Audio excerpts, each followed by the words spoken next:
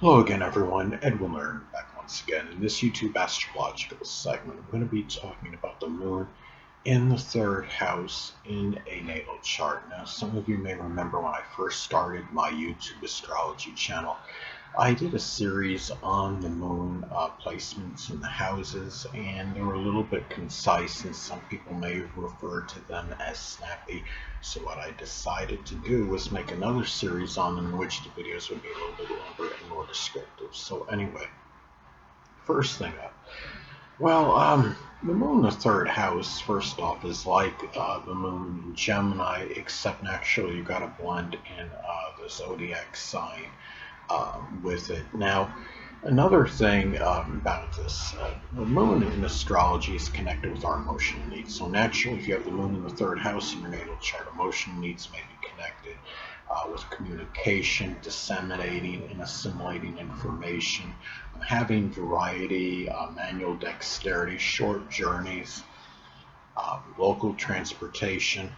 Could be your vehicles, working on vehicles, I should say, is one, could be one thing. The expression of manual dexterity in doing so. This is where, and also siblings, cousins, and neighbors may be more of an emotional need for people that have this placement more so than most people.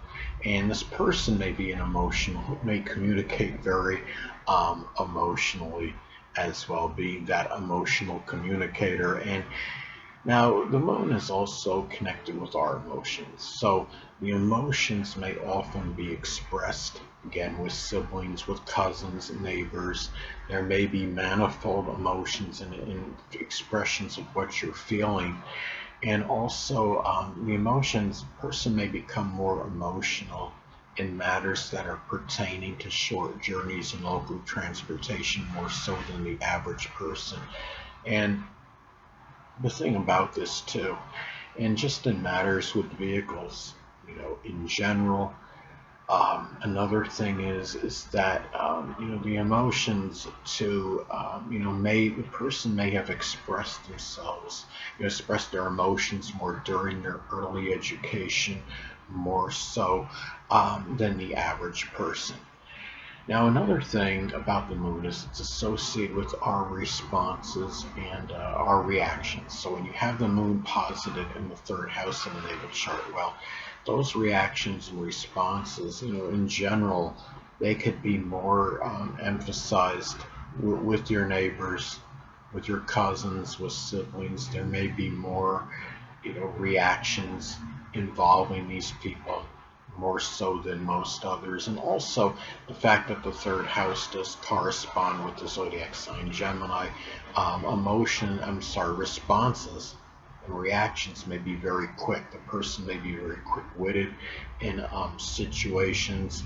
And, the thing about this too as well, and also matters, that are associated with local transportation, with short journeys, with your vehicles, working on vehicles, and also when you're driving, if you are a driver, you may be very quick in terms of the decisions you make when you're on the road. And another thing about this is that there may be, when you have the moon in your third house in your natal chart, there might be, a lot of fluctuations, in matters, with your communications in general. People may, come and go, during, as far as your life goes as a reason because of this. There are also, when you have, the moon in your third house as well, you may become, again, the fact that the moon is connected with our emotions. It's where may become more emotional. You may have been more so again the matters pertaining to your early education in grade school, high school, junior high. And the moon in astrology is also associated with the mother and family. So when you have the moon in the third house, the mother and family in general may have figured more prominently in your early education, more so than most people. Might have been or maybe the connection with these people is a little more superficial than most on average. It could also be where the mother and family were people, or are people, I should say, that are ones that you can often communicate with, that you enjoy expressing ideas with. It could be, another thing about this as well is that the mother and the family in general, maybe people that are very inquisitive, loquacious, mobile. They might figure play more of an integral role in short journeys and matters connected with local transportation more so than most others. Now, another thing too is that the moon in astrology is also associated with the public. So this could be a person that may be very proficient and adept in public communications. It could be somebody that's into some kind of public broadcasting or doing something with the public that involves their communication, being able to speak well, articulating thoughts very easily, very well. And it could also be too where the public may play more of a role in your rational thinking as well.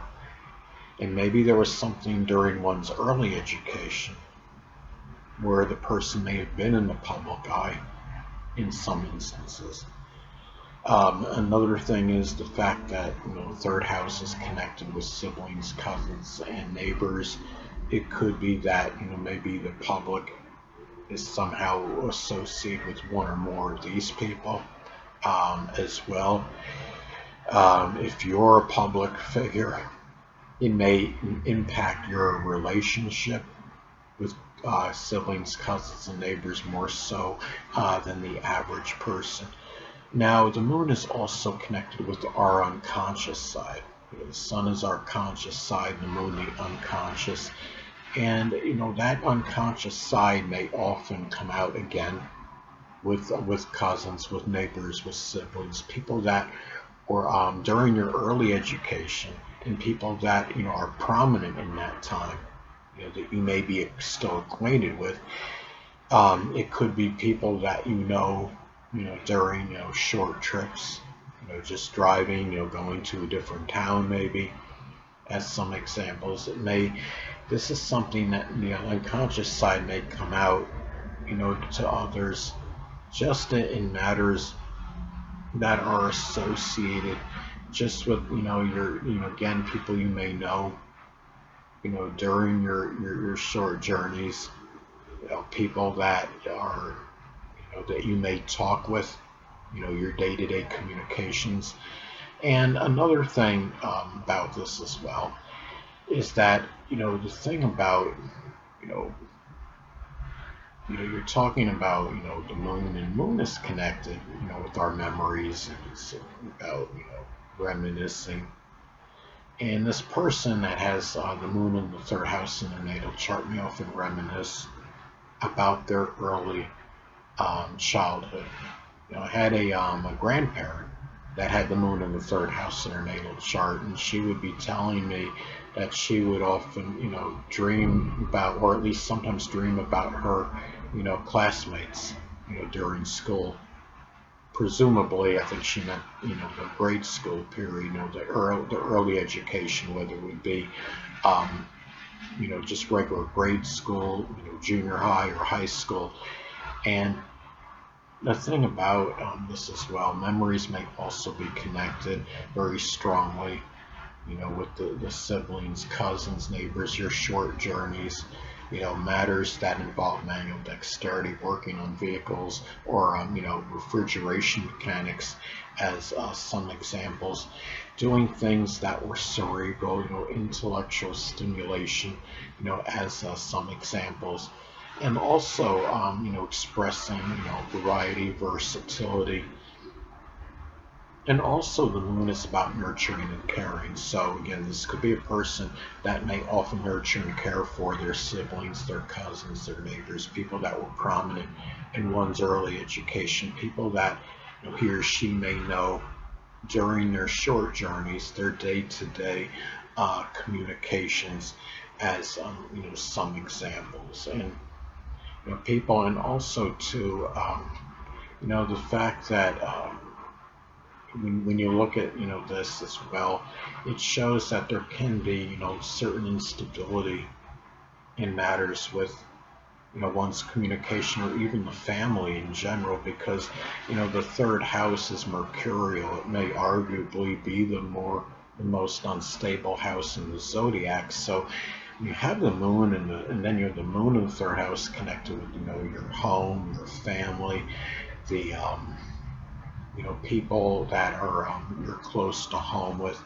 Even those people, the connection can be superficial and even mercurial um, to some degree. I have my moon in Gemini again, which is similar, and my connection, sadly, with a lot of my family has been superficial.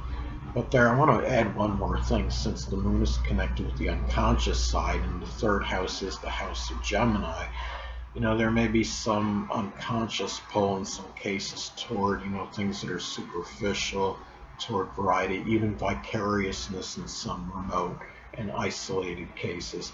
Anyway, people, that'll conclude this YouTube astrological segment. Until next time, Edwin Learnard saying, stay well.